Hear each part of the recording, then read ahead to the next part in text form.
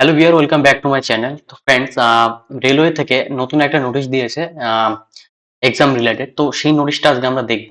দেখো এখানে latest news, এটা হচ্ছে তোমার আরআরবি কলকাতা থেকে আমি দেখছি। তো দেখো এখানে ইম্পর্টেন্ট নোটিশ একদম ফার্স্টে দেওয়া আছে। এটা হচ্ছে তোমার আধার বায়োমেট্রিক রিলেটেড একটা নোটিশ দিয়েছে। তো সেটা হচ্ছে দেখো কি বলেছে এখানে,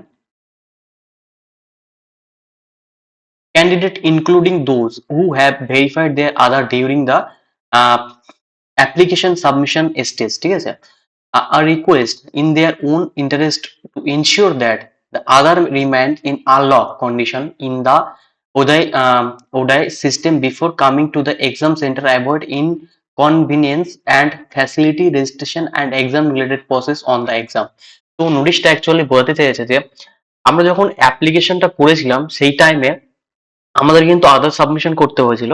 কেউ কেউ করেছিল, কেউ কেউ আবার করেনি। তো যারা করেছিল সেই ক্ষেত্রে কি বলেছে, বায়োমেট্রিক আধার কার্ডের যে বায়োমেট্রিকটা থাকে সেই আধার কার্ডের বায়োমেট্রিক কিন্তু আনলক থাকা দরকার।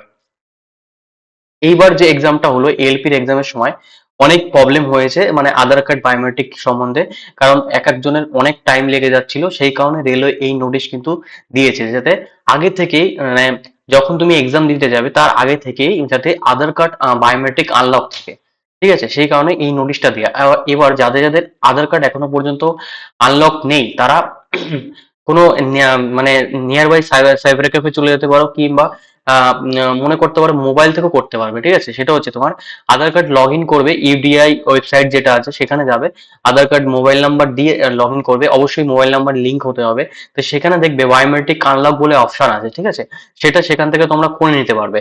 যদি চাও কমেন্ট বক্সে জানিও যে আধার কার্ড বায়োমেট্রিক আনলকের একটা ভিডিও চাই, তো তাহলে সেটা আমি বানিয়ে দেবো। ঠিক আছে, কিভাবে করবে তো অবশ্যই সেটা মনে রাখবে। আর যাদের আধার কার্ড আর কি সাবমিশন করনি তারা অবশ্যই যে কোনো ভ্যালিড আইডেন্টি প্রুফ, যেমন প্যান কার্ড হতে পারে, ভোটার কার্ড হতে পারে, নাহলে মাধ্যমিকের রেজাল্ট সার্টিফিকেট, এই সমস্ত কিছু নিয়ে যেতে হবে সেখানে। কিন্তু নাহলে কিন্তু মানে এক্সামে তুমি প্রবেশ করতে পারবে না, অসুবিধা হবে সেখানে গিয়ে।